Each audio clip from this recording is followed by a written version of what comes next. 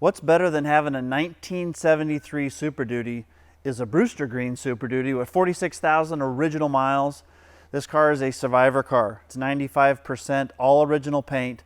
The original plug wires and headliner are in the trunk. Everything else is a survivor finish and originality on this car. An extremely nice showpiece. Super fun car to drive. Total, they made 252 total production number of the Super Duties in '73.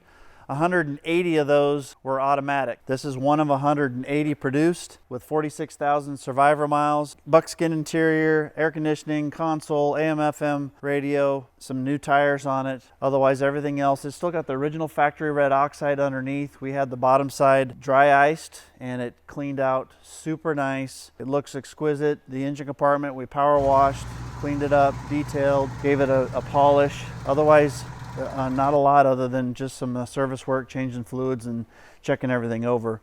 But turn the key, jump in, drive this car anywhere you want. Great car that we have available right now. I don't know for how long, may decide to keep it, but it's available at this time. Restore a muscle car. Check us out.